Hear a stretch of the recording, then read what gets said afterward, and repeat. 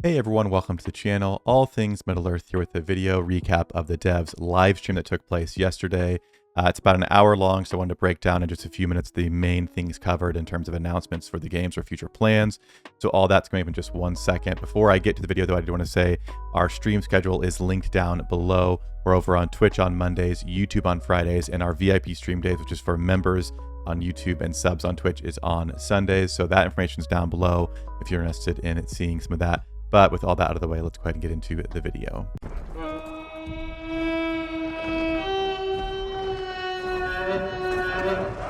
Okay, so starting out, if you did not see the video, they set this setup for Nicholas, who's one of the people we've seen a lot. I don't recognize the other ones, so I think these are newer guys in terms of devs that are willing to step into this sort of light.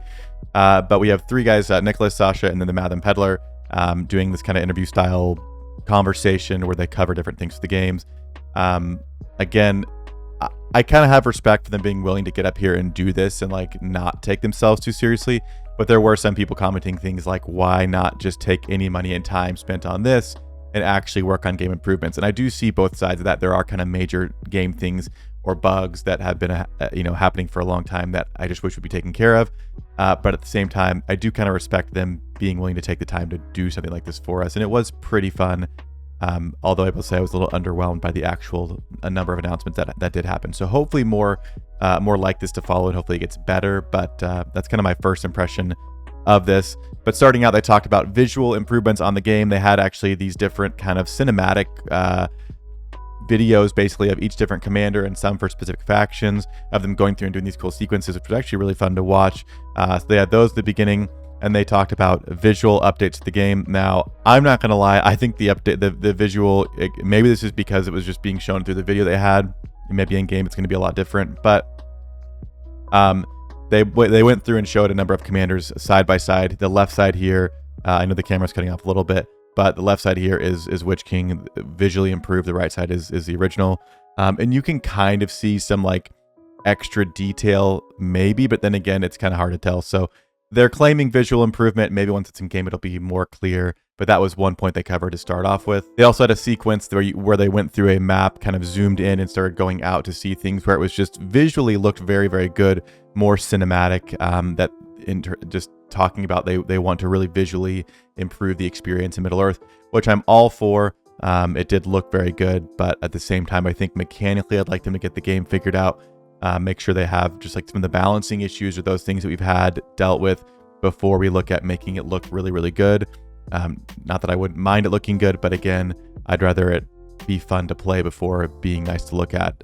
Again, best case we get both, but I prefer like the play side first. So, but they are very excited about visual updates, which is not a bad thing to hear that they're trying to step that up. This was posted on the Discord, but they covered it, and we got some details here. There is going to be a Hobbit exclusive set of gear coming out. You can see in the bottom right there, it is a reward for the event that's going to be happening. So you do certain things to unlock these items. It looks like a frying pan. It looks like Tom Bombadil's hat. It looks like a Matham coin with a 1, I'm assuming for the 1-year anniversary, and a backpack. So I'm not sure if these are if the pan is a weapon, the hat is a helmet, and then 2 accessories.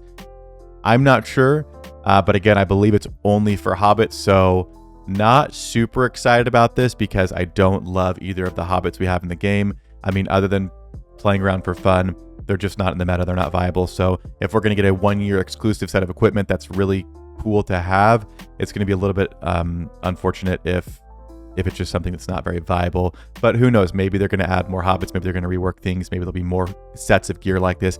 I wouldn't be opposed to seeing future sets of gear that you can get from events that aren't broken by any means, but especially for free-to-play players, just to get good sets of gear that complement each other. Maybe if you have the exact set, it's one thing we talked about yesterday in the Discord, if you have one set of gear like this Hobbit set, you get a certain buff because you're running all the set of that gear. And so I think it could add some variety with gear.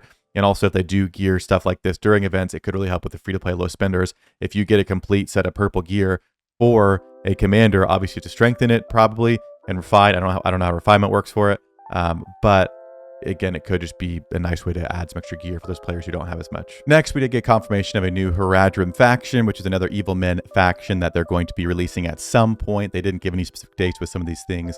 A lot of these this faction and the commanders they showed seemed more like concept art than like a fully ready to go faction to me, that maybe they'll be available in season 7. But they talked about cycling. They're not just going to keep adding more and more and more. They talked about removing or switching out this faction for other ones at different times. So my hope would be, as they continue to add new factions, they also add some more unique starting units. It would be kind of lame if they just swap this thing with Rune and say, hey, it's the same evil men starting troops, that's it. Because in my opinion, that's just, I don't know why we'd be doing that in the first place. I'd much rather than spend time on other things that give us a different variety of how to play. But this is the Haradrim faction. It looks cool, looks really cool, but hopefully they actually add a little bit more depth to these new factions they're bringing in beyond just extra, like the same evil men starters that we have already for the several factions that we have. Next up, we have the commander announced. This is Beorn. Again, Beorn is a Beorning or skin changer. So this is the Beorn that we you see in the Hobbit movies or read about in the books. Again, pretty cool looking guy. Not sure what his skills will be, if it'll be similar to the Beornings we have in game, but he is a confirmed commander coming to the game. Again, like I said, kind of looks like we're more in the concept art stage than the coming to the game very soon stage with these. So we'll see. Next up, we have an orc commander. He actually looks, I thought it was a troll at first. Very, very big orc. And I honestly listened to his name like 3 times. I couldn't quite catch what it was, but it's big orc commander from Gundabad, a Gundabad chieftain coming to the game. So that'll be interesting there. And then lastly, we have Bard the Bowman, probably the most well-known maybe with Beorn, but not surprised with Beorn or Bard, to be honest, in terms of commanders I would expect. So we have those 3 coming, but again, kind of concept art looking, so we'll see. We have no idea what kind of kits are going to look like.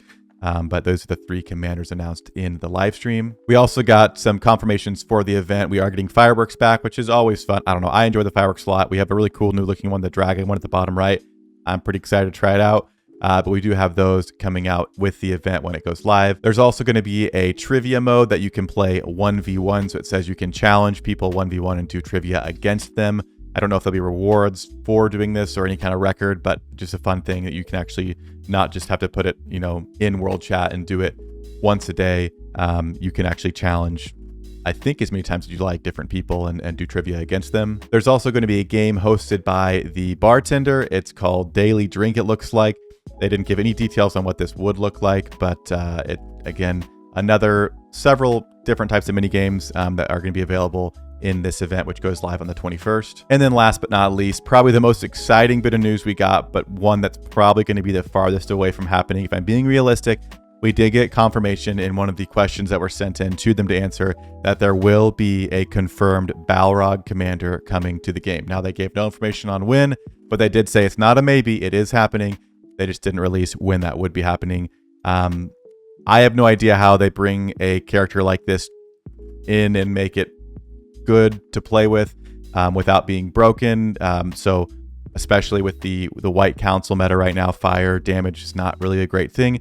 So we've talked about some ideas of what they could do with this, but again, I would assume some kind of damage dealing fire commander. But at the end of the day, it's going to be a very, very cool commander, which is confirmed to come out, just not at any specific date. So that was one that they didn't actually cover in terms of an announcement, but they did say during a question. And that's kind of the gist of everything covered. Again, they had some questions, they did some trivia. They actually did a part where they read out like kind of mean comments from the internet to say like, what do you guys do? You even know what you're doing, blah, blah, blah. And they kind of answered some of them. Some of them they kind of stepped around. I at first thought it was really cool that they were going to like just head on address some of these issues where people were saying, hey, what about this? What's going on? Why do you keep focusing on this? But they kind of danced around it, which I get. But I think there was a lot more opportunity to cover some of the heavy questions of just like, why are you guys wasting? Because there was a question about like, why do you waste time on this? And they did talk through some of the reality. I think a lot of the answers for the questions were because it's a video game. And, it's like, why aren't Uruk-hai more powerful? It's like, because it's a video game. And if we're going 100% off of lore, it'd be hard to make it balanced for everyone to use kind of thing. So there was a lot of stuff like that was just like, well, because it's a video game and we're trying to bring the Lord of the Rings IP onto a phone game and make it balanced. So that's why this is like this. But again, it was okay. I was happy with it. I feel like there could have been a lot more. But at the end of the day, it was a way for them to engage with the community, which I liked. I hope they do more stuff like this, maybe a little bit less flashy, but just more conversations, information more regularly. I would love to see stuff like this, like once a month, where we just get questions answered. Questions that we get to even submit live, possibly, where they could field them and say, okay, I'm going to answer this right now. I think that'd be cool. But Again, let me know what your thoughts are on the live stream here. Let me know if you're excited for the Math Peddlers event, which starts on the 21st. And anything else you got for me, let me know down below. I'd be happy to have some conversations. But that's going to do it for me in this one, and I'll see you in a future one.